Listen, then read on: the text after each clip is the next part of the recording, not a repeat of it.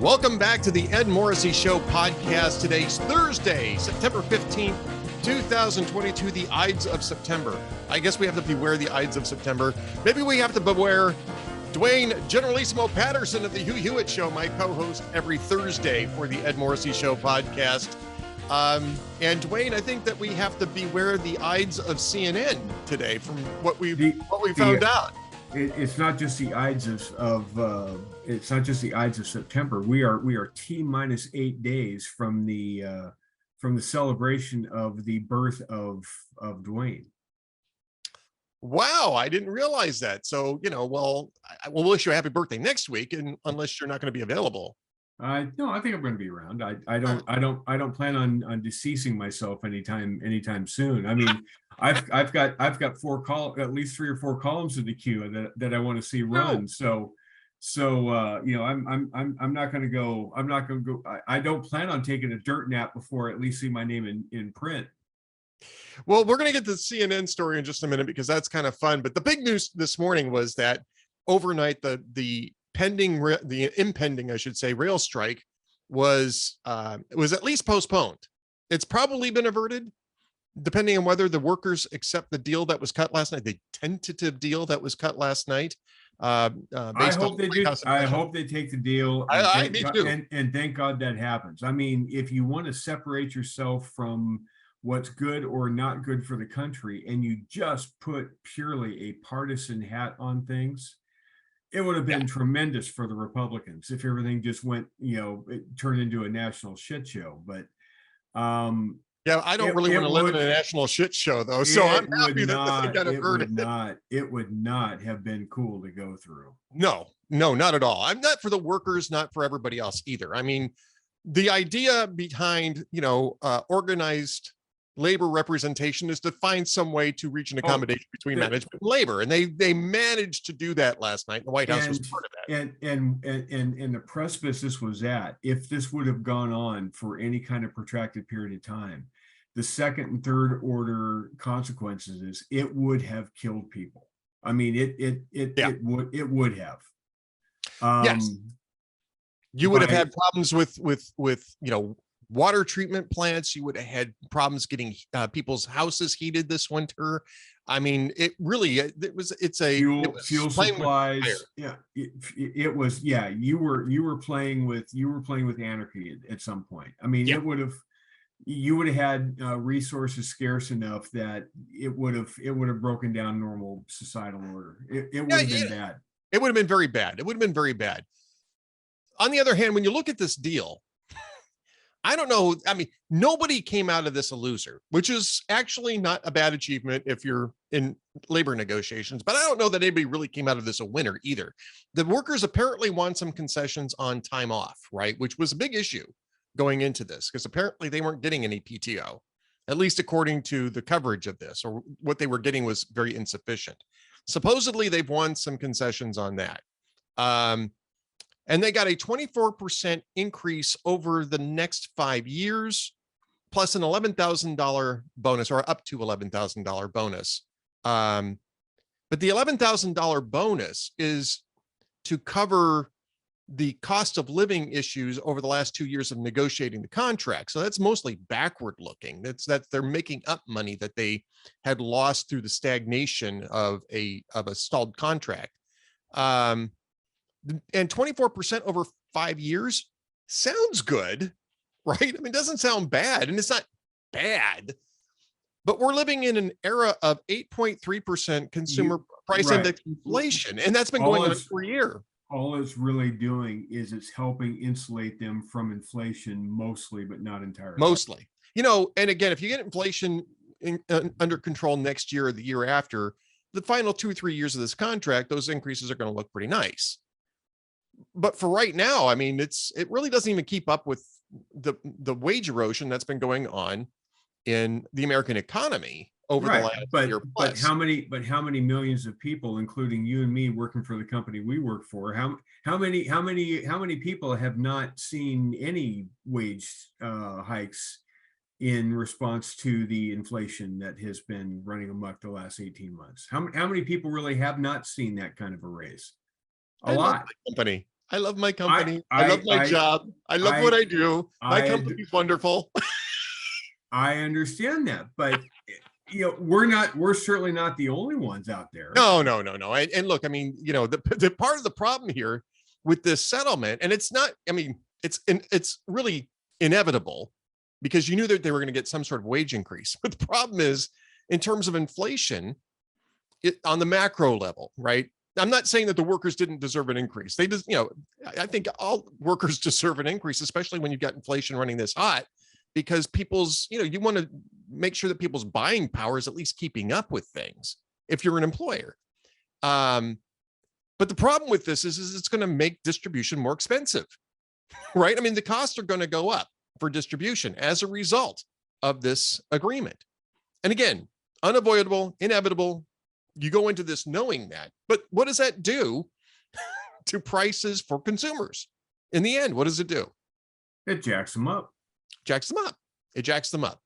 And we're already in an inflationary cycle as it is. And so, right. What do you think happens out in California when they're talking about passing a new law in California that after they raise fast food workers' prices, a new minimum wage to $15 an hour, and all of a sudden, it's not just 15. They're talking about $22 an hour for fast food. I know they went to 15, and right after they went to 15, they discovered all of a sudden that burgers no longer cost $3 and $4, but burgers now cost 10 and right. 11 and 12 bucks, and nobody gained any ground. And all of a sudden, it's just the ratio shifted, the paradigm shifted, right?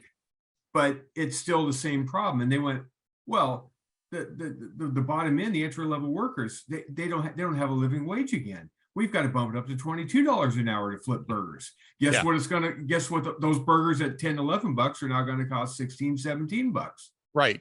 And we're at some point, it's the minimum wage argument. I mean, this is the minimum wage argument too. You're right. That's what I'm saying. You're eventually you can pay these workers $400,000 a year. At some point, it's not going to be enough because the increased demand that money provides is going to chase a finite amount of supply of goods, and it's going to drive the price up to the point where that $400,000 that you're all of a sudden getting now that you thought is a big windfall, it doesn't go as far, and you're right back up to a new equilibrium. It doesn't work. It doesn't work. And you know what that's called? A wage price spiral, which is why you don't want to keep jacking up the minimum wage, is because you induce a wage price spiral and you create inflation. Now, we've already got enough inflationary pressures in this economy already. Without having to add inflationary pressures from the sidelines. Right, exactly. Now, again, this is a wide-scale labor negotiation. You knew going in that costs were going to go up because of it. And so that's sort of baked into the cake. But the stuff that California is doing, as an example, is unnecessary. They're creating problems that didn't exist before. It's gratuitous stupidity. Yes, it is gratuitous stupidity. And look, I mean, I think that the workers, I think everybody, nobody really loses in this, especially in the short term. The workers get to stay on the job. They get some better pay. They get some time off that they didn't get before. That's a successful labor negotiation, but they didn't win very much in terms of compensation. And the impact of those price increases to distribution is likely to have the same effect, maybe to a lesser degree, as what you just described. It's again, all of these cost shifts are going to create more wage erosion. And this is a reason why when you're trying to calculate economic growth while trying to avoid inflation, you're much better off incentivizing production, which we used to call supply side economics, right? Which the left derives as trickle down economics. It's not trickle down. It's supply side economics, which expands the supply and then organically increases the demand for it, so you can maintain price equilibrium while getting more people employed. And especially in a manufacturing sense, we're going after demand side economics, which is a series of sugar highs, correct? that peter out quickly, that lead to a demand for more sugar highs, and right. you get in an inflationary cycle like this. And it leads every time you do one of those, it leads to a greater need to go back and do it the right way, which is address the supply side. Exactly. And speaking of the supply side, I'm glad that both sides in this, at least apparently, the leadership of both sides in this labor dispute, in this rail dispute, maybe they both sides realized the gravity of what they were talking about and the game of chicken they were playing. I mean, it's one thing if you are, a Teamsters union or a teachers union in a specific school district. I mean, while every kid is invaluable and you want education to continue and you hate things like the Seattle strike and all that kind of stuff that was going on. As a regional strike, it affects one cohort of people. It's not an endemic societal decaying move. Whereas this rail strike, they were not just playing a game of chicken. They were playing a game of chicken with the entire U.S. economy. Yep. I completely agree with that. And I'm glad that the game of chicken is over. Now, if the workers don't accept this, then we're screwed. Well, we may be screwed. Because the Reuters reported this, is that generally speaking, these types of agreements have several weeks of a cooling off period agreed to in the case of worker rejection of a contract. Right. I don't think that the workers really want to go out and strike. As I wrote earlier this morning, the juice just isn't worth the squeeze, which is a phrase that Storm actually reminded me of. I think I first heard that in Heat, right? The movie Heat. Right. But the juice isn't really worth the squeeze here. And they're getting something out of this, and they're going to at least get something that's at least a plus out of this. Apparently PTO plus at least coming back into parity with the cost of living over the last couple of years. Right. So I expect them to ratify this. But even if they don't, all that means in the moment is that we've got to go back into negotiations for at least several more weeks. We've at least bought some time before we're up against the deadline again. Yep, exactly. Now I'll throw this out there because I don't really think that this is the case, but I'm already starting to get feedback. Well, this is exactly what they intended. The White House, pushed the workers and the unions into playing hardball so that they could step in and save the day. I don't think so. I'm not think buying that. I don't. First off, I don't think they're smart enough. No, this is not a strategically inclined White House, right? So I don't think they're smart enough. You cannot make the sale with me that the same White House that on the day the CPI is supposed to come out, they decide to throw a celebration party for the same White House that decides to have a 1 month celebration football spike of the Inflation Reduction Act to already take credit for money that hasn't even been dumped into the system yet on a day when CPI comes out, not knowing in advance what the CPI number is going to be. Yeah. And bringing out James Taylor to sing a suicide death dirge. A dirge. You had a great column on this. You had a great VIP column on this. I mean, it was so much fun to run that one. It was early. We got you in the queue early this week. Normally, I'd run your column today. Yeah. That was awesome, though. I had to run that right away. That column, honestly, that column wrote itself. I was just the typist, but that column wrote itself. Thank you, by the way. That was a fun column to write. Anyway, that same group of people that couldn't figure the optics, the economics, the political blowback, every aspect of the debacle that yesterday or 2 days ago was, every single bit of that, you can't tell me that same group of people were shrewd and calculating enough to kind of stage a potential strike doomsday scenario specifically so that they could go in and save it wag the dog style. You can't make that sale with me. They're not that smart. I'm not going to buy that one either. And I think this actually surprised them. I don't think they got involved until very late in the game because I don't think they were paying attention to it. And where was Pete Buttigieg? I was just going to say, I still don't know where Pete Buttigieg is.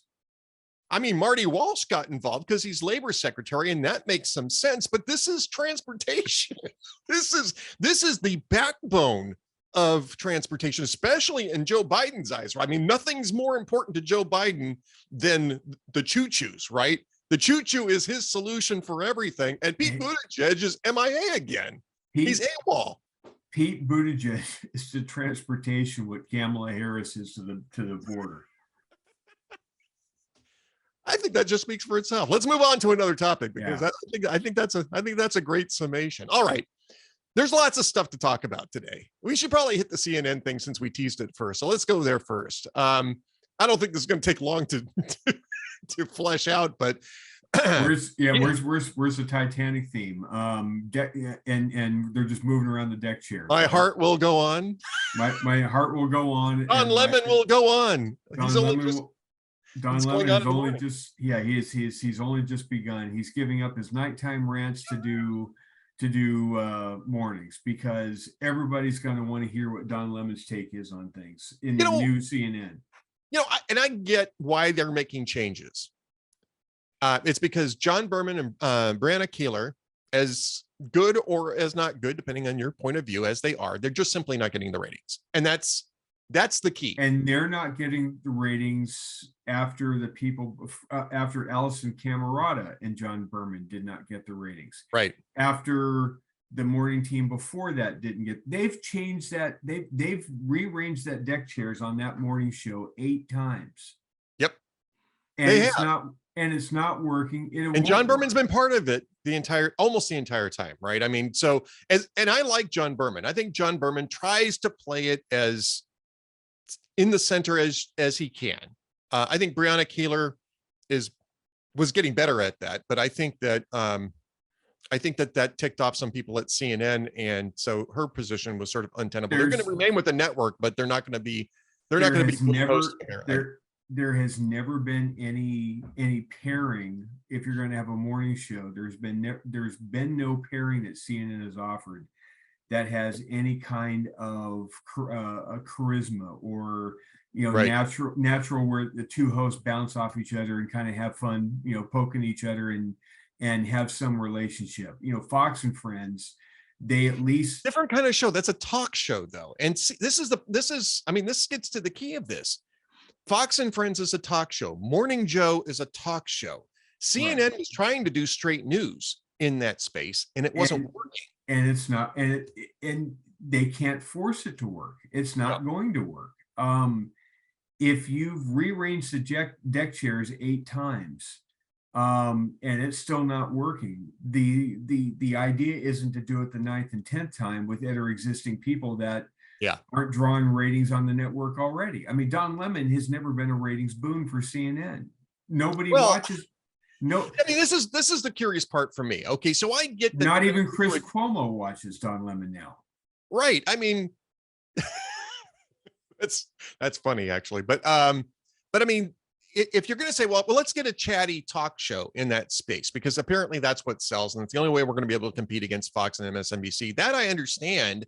If you get hosts that are, worthwhile chatty hosts, Don Lemon, his ratings were terrible in the primetime space. Because he was not a straight news. Yeah. No, he's sanctimonious. He is lecturing, whining, preening. Nobody wants to hear that when they first get up in the morning. They just don't. Well, apparently they don't want straight news either. So I mean, they're going to CNN, they're going to Fox and MSNBC. So if they don't want straight news, then Don Lemon may be the guy for them. Well, and I think the problem with this is, at least from the initial report, right? Chris Licht was supposed to. Is it Light or Licht? I don't know how to pronounce it. I think it's Licht, but Chris Licht. Chris Licht was supposedly trying to reposition the network back to the middle, back to more of a straight news type of function. This is the opposite direction. I mean, you're putting a huge opinionator in a straight news slot, or at least what had been a straight news slot. So, I'm not so sure that a lefty opinionator. Yes, I know, a lefty opinionator with a proven track record of no ratings. Right. Into a morning drive show. So explain to me how that fits into the supposed mission of Chris Licht to turn CNN into a credible straight news organization. Because honest to God, I mean, I would have understood if he just left Don Lemon in the 10 p.m. slot. That I would have understood. But moving him into a straight news slot at 8 a.m. Eastern time, I don't get that at all. If your mission is to make CNN more credible as a news organization, you're not going to like my answer, but there's only one reason to make that move. Okay, let's hear your answer. Of the morning shows on MSNBC, Fox News, and CNN, he would be the only African American host. Yeah, that may be very well the case. And regardless of whether he sucks of hind tit, regardless of I wouldn't watch him with your eyes because of his politics, Chris may have felt we got to have somebody that's an African American at least trying to make a play for the black for a black viewer, and they put Don Lemon in there. Let's try that and see if that works. I mean, I'd almost say why not? I mean, Poppy Harlow is supposed to be moving into that slot too, and I'd almost say why not just have Poppy Harlow center that? Then she's the only female main host in the mornings, because you got Joe Scarborough, who's the anchor on Morning Joe, and you've got Brian Kilmeade, who acts more or less as the center square on Fox and Friends. I mean, so if you're playing that game, you could just go with Poppy Harlow and not get all of the baggage that Don Lemon's going to bring to that. Right. But at any rate, I think CNN's mornings are going to become more useless. I don't. This is a ready bonanza. But I think that's the only reason they're doing it is they're making a play on. No, I think it's a racial hire. I think there's another reason for it. Okay. I think there's another reason for it, and you may not agree with this, but I think that after the different moves that Chris Licht made, that there was a tremendous amount of pressure on him to keep Don Lemon around. And honest to God, pressure from who? Well, I think pressure from the other staff members who are, already sort of revolting at some of the other changes that they were making. Do you think he cares? I think he might. And this, so hear me out. Okay. I think he's throwing Lemon into that slot. Oh, setting him up to fail, giving him utterly fail, because there's no way that Don Lemon turns that ratings Titanic right. And after a quarter or two of that, and there is not even a dead cat bounce in the morning ratings. Then he's warranted to blow him out next and say, okay, you're gone. Let's go. Now we're bringing Anderson Cooper. Yeah, or somebody, right? And go back to a straight news format and see how it works. But I don't see Don Lemon as a morning anchor kind of guy in that sense, especially if they're still setting it up, which it sounds like, to be a news review, not a talk show. And it's gonna frustrate the hell out of Lemon too, because the morning format is a much smaller segment format. There's more breaks, there's more different elements that are thrown in. He can't just prattle on and preen for 10, 12, 14-minute segments like he does at night when they the only spots you have is for weight loss commercials and nonstick frying pans. Yeah, it really is a different kind of job in that slot, and I'm not sure. I mean, Lemon's being very positive about it right now, but he can't go off and be the Don Lemon he is at night in a morning shift. It doesn't allow for it. No, it's not the same. It's not the same kind of audience either. I mean, you're talking about people who are getting up, getting ready for work, who want to be briefed on what's going on. Or at least some of them do. And if he whines and nags for 4 or 5 minutes, 6 minutes at a stretch, people are going to say, I don't have time for this crap. And they're gone. Yep. All right. We should talk a little bit about Lindsey Graham's abortion restriction bill and the curious timing behind this, because you and I would both like to see more restrictions on abortion because we think abortion is appalling. Look, I know what was in his timing and forum, man. As the old saying goes, timing is everything. I'm glad you started leaning forward, because I actually honestly thought that maybe you froze up and I'm going to have to jump in and do something. No, that's an old radio gag. Yeah. As my first radio boss said, the long periods of silence are followed by even longer periods of unemployment. So here's what I got a fun story to tell you about timing, but go ahead and finish your. So here's what I think Lindsey Graham's up to. He saw he's been on judiciary forever. He knows the Dobbs debate. He knows the Roe v. Wade debate. He knows what this is all about.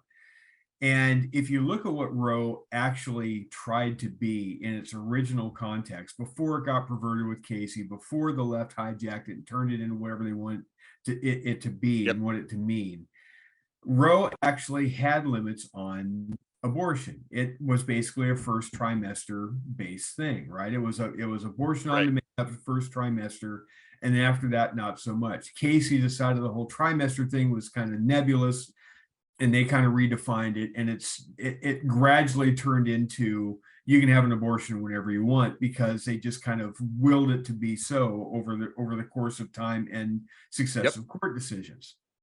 So here comes the Democratic Party after Dobbs happens, and they're like, why? We're going to codify Roe. We're going to hold a vote. They hold a vote in the House, not to codify Roe, because codifying Roe would be pretty much looking exactly like what Lindsey Graham's bill actually does, right? Yep. So the Democrats wanted to quote unquote codify Roe by making it, if you're the baby and you can see daylight at the end of the birth canal, not so fast. You're done, right? It's up to the point of delivery. No limits, no hold, no limit pokery at this point, and no conscience exemptions for providers either. Correct. I mean, just totally wide open season on babies, and so that vote, every Democrat in the House except 2 voted for it. Every Democrat in the Senate voted for it. It didn't pass, but it went all the way. It went as far as you can go without a Democratic majority in the United States Senate. So the Democrats were on record doing that. It failed. Thank God it failed. But now, because of Dobbs, you have a couple of months in between economic data really being at the forefront.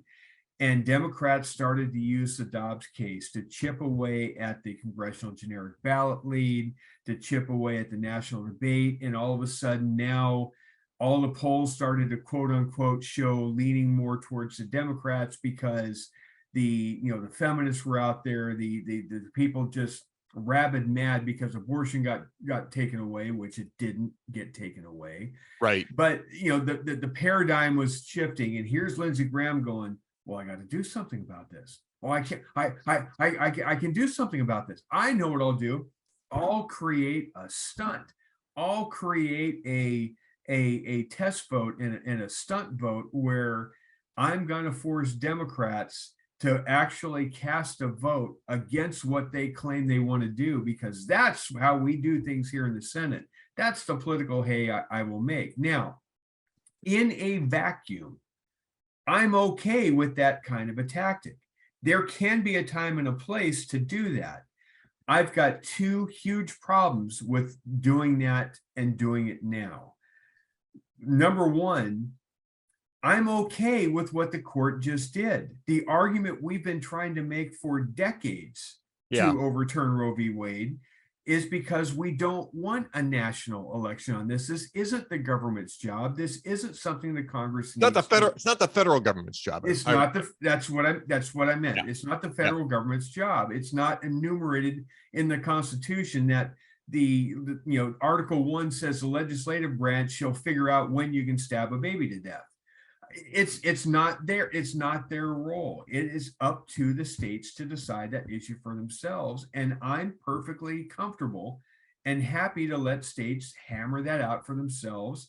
There are going to be states that do, there are going to be states that don't. And that's fine. That's what we do in a democratic republic under federalism. That's how it's supposed to work. Right.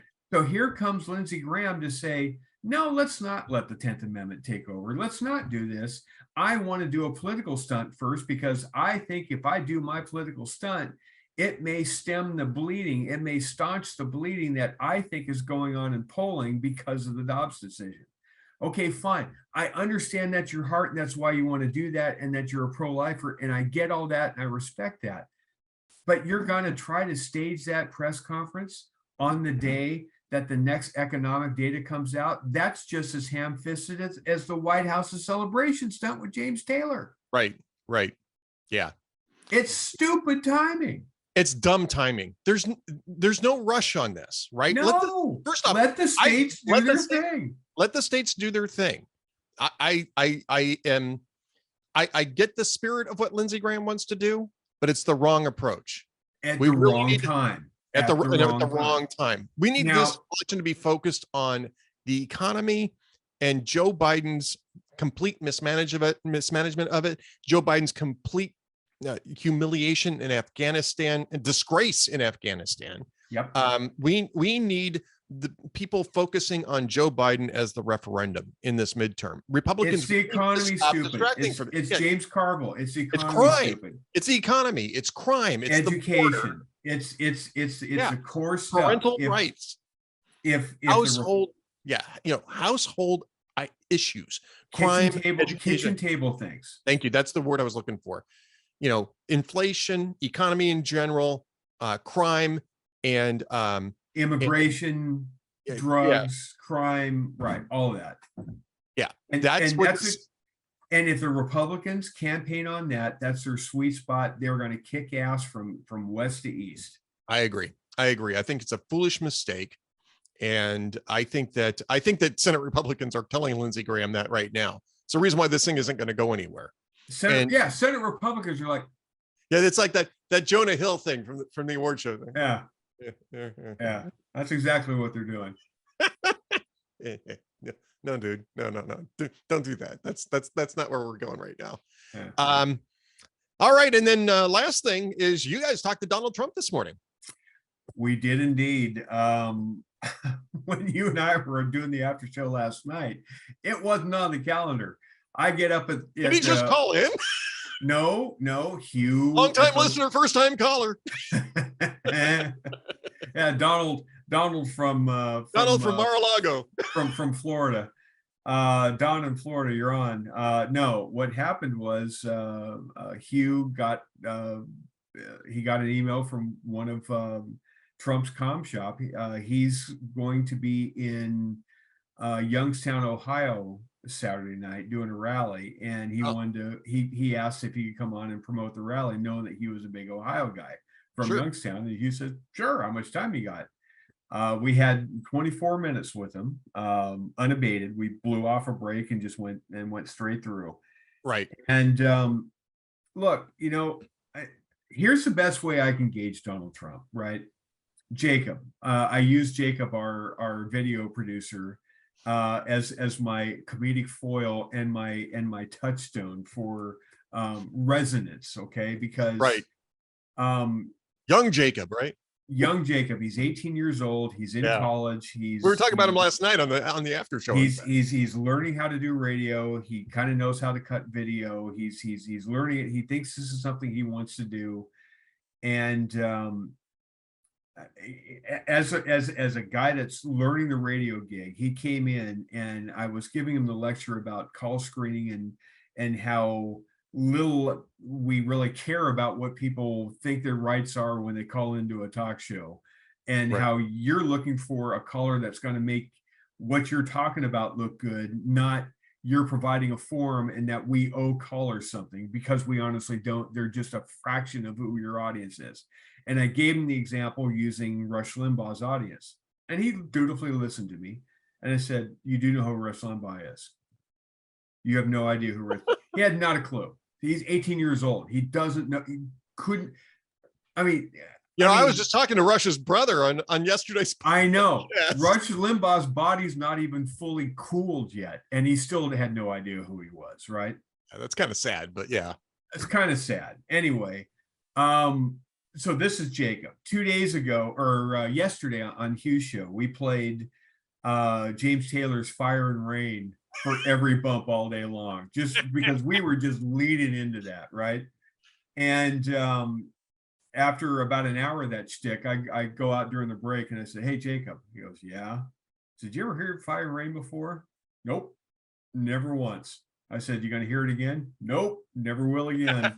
I said, "Do you know who James Taylor is, or did you know who he was before this?" "Nope." "Can you name any other James Taylor song?" "Nope." Had no concept, no clue, because James Taylor's 74. I mean, James Taylor would be Jacob's great grandfather at this point. Right. So now you go to the Jacob index in applying it to the current story of the day, right? Right. So we're talking to Donald Trump, and Jacob has never heard Donald Trump before. I mean, he knew he was president, but he was a kid. Everybody listens. Yeah, right. Yeah. He was in high school. It's You know, unusual as the high school junior who actually who is politically sentient, right? Yeah, and that's fine. There's nothing wrong with that. There's nothing wrong. I'm not criticizing. I'm not no judgment. There's no judgment here at all. So after the interview is over with, Jacob kind of puts his headphones down and he comes in, and I said, "So that was your first Trump interview?" He goes, "It was." He says, "And?" He says, "I kind of like him." I said, "Really?" He says, "Yeah." He says, he says, "He's got a big ego. He likes himself a lot." I said, "Yeah, he surely does." He says, but when you kind of move all that aside, you actually listen to what he said on the issues. He made a lot of sense. And it's like, you know what? He may have a path back, because for the 24 minutes, a good solid 14, 15 minutes of it was the P.T. Barnum stuff, right? Right. I did this. You wouldn't have this without me. You wouldn't have done that without me. I did. It's I, me, mine, all just the egotistical stuff. Yep. And it drives you and me crazy. It drives suburban women crazy. It drives seniors crazy. It drives a lot of people that have been around this rock a few times. It drives them crazy when people can't just show even a modicum of humility, right? Right. Yep. But I agree. Once you carve through all of the bullshit, once you wade through all of that, and you listen to him talk about the potential of him being indicted and what he says, I'm telling you, he said there was verbal witnesses all the way around. Everything that I had at Mar-a-Lago was declassified, formally declassified. He said it repeatedly. He said there is no legal grounds for them to indict me. They may do it anyway. Even if they do indict me, it doesn't preclude me from running for president. If I do decide to run for president, he was very direct about it. Hugh pressed him a little bit on it. And he's going to make Robert Costa have an angina attack today. But then he started talking about the economic numbers. He talked about China's coming real estate collapse and how it could have a lag here depending on how we react to it. But he said the China disaster there actually could be a boon for real estate here in the States, because you're going to have all sorts of other investment in America as the place to be. I mean, he actually addressed a lot of really good issues and had really good answers to them. But you had to carve through the I, me, mine Trump stuff to get to the answers. So the long and the short of it is, it's the same old Trump that he kind of was when he was president, where most of the time you kind of liked what the policies were and you kind of liked what came out of that White House. You just wish somebody would take his iPhone out of his stupid hands and plug it with a double barrel shotgun. right? Yeah, exactly. That's kind of what you got on the radio this morning. Well, all right. So that's you're as we speak, you're working on the well, not as we speak, but after we stop doing this, you're going to be working on the transcript. Should be posted long before this podcast. Pretty much. By the time this podcast happens, the transcript went up 4 hours ago. Well, there you go. So you can go over to hughhewitt.com and see that, and it's there. And it's there, he says provisionally. Yes, that's exactly right. The audio is actually already up, even as we're taping this. The audio is up, but by the time you actually watch or listen to this, the transcript will be up too. I won't be. I'm going to be dead ass asleep by the time this happens. Well, I got, you usually say I've got your first post for the morning. When we're doing the after show. Yeah, I've got your first story for your after show tonight. Oh, tell me. Business Insider just reporting this 4 hours ago. A former high-level FBI agent who was involved in the investigation into the Trump campaign's contacts with Russia during the 2016 election has himself come under scrutiny by federal prosecutors for his ties with Russia and other foreign governments. Late last year, beautiful. According to internal court documents obtained by Insider, U.S. attorneys secretly convened a grand jury that examined the conduct of Charles McGonigal, former head of counterintelligence at the FBI field office in New York City. The Justice Department declined to comment on what the grand jury was investigating or whether it remained ongoing. The more we unpeel this onion, Ed, it's time to take the FBI and just take part of it, give it to one agency, take part of it, give it to another agency. I'm not sure that agency can be reformed at this point. You have got to go through top to bottom with a scythe to clean out the FBI because nobody. It gets even better. It gets even better. Go ahead. A witness subpoena obtained by Insider seems to indicate that the government in part was looking into McGonigal's business dealings with the top aide to Oleg Deripaska, the billionaire Russian oligarch who was at the center of allegations that Russia colluded with the Trump campaign to interfere in the 2016 election. So the only Oleg Deripaska. So the only collusion with the Russians that happened in this entire freaking affair was the Hillary camp and the FBI. Pretty much. They're the only ones that actually physically colluded with the Russians to try to affect the election. Kind of seems that way. I mean, I don't know how involved Deripaska is with McGonigal, but apparently the government's worried about it now. And actually, that's what Trump said today is because he talked about the whole, impeachment hoax 1, impeachment hoax 2, all that stuff. Yeah. But he said, look, the Russia stuff, it never was about me. It never had anything to do with me. Look at who the FBI had on their payroll. They had the Russian guy Danchenko, Igor Danchenko. Yeah. They had Danchenko on their payroll. They were paying a Russian. After they knew that the Steele dossier was bad and that he was the source for it. They started paying the guy. They started paying the guy. So the only people colluding was the DOJ and the FBI. Yeah. This is rather interesting. I'm just going to say it's rather interesting. All right. I will. That's coming up on tonight's after show. I will absolutely cover that story tonight. And by the time this podcast hits hot air, it will be a hot air post. I already have it. I've already I'm invoking boss privileges. I want this one. Hey, being the boss has its privileges. Good. It's good to be king. It is good to be king. Yes, unless you're Chuck. Yeah, well, sometimes it's good to be king. Yes. Yeah. Well, we could go on forever, but you've got to get sleep. What's coming up on tomorrow's Hugh Hewitt show, other than this story, which I think is part of it too? Donald Trump's going to be on. Or the rest that you didn't hear this morning will be on. Tiffany Smiley, who another column I wrote earlier this week that I think is going to appear next week.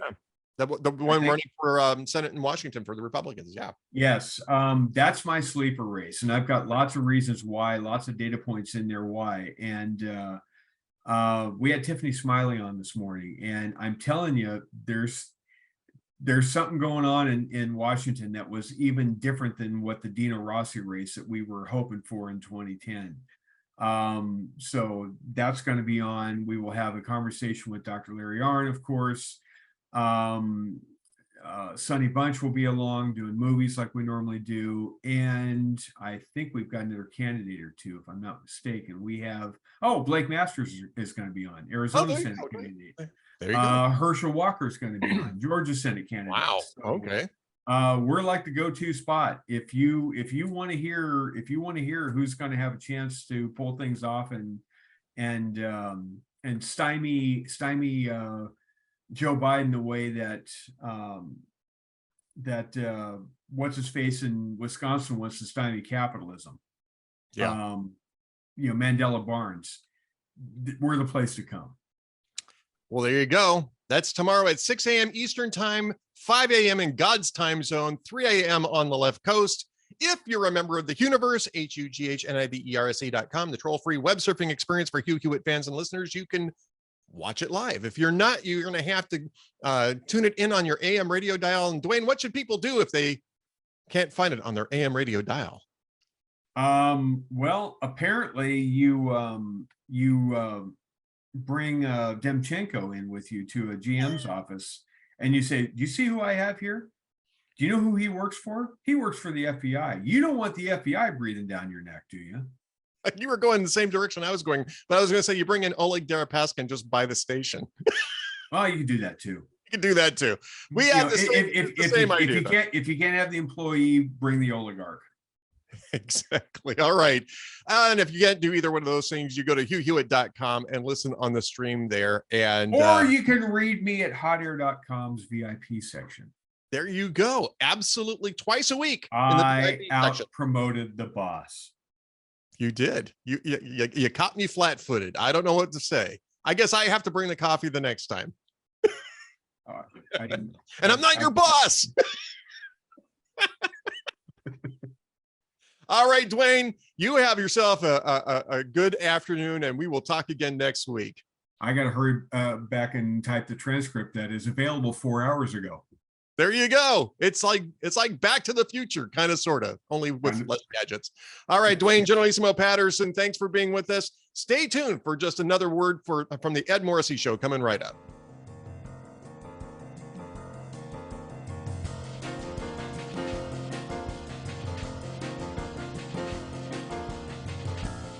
Thank you for watching and listening to the Ed Morrissey Show podcast. Be sure to subscribe at Spotify, Apple Podcasts, and YouTube to get alerted as soon as new episodes get published. You can support the Ed Morrissey Show and Hot Air's VIP reporting by becoming a VIP member, too. Visit hotairvip.com and use the promo code SAVEAmerica, all one word, for 40% off your membership. Choose VIP Gold and gain membership to access to all of the Town Hall sites. Thanks again for watching and listening.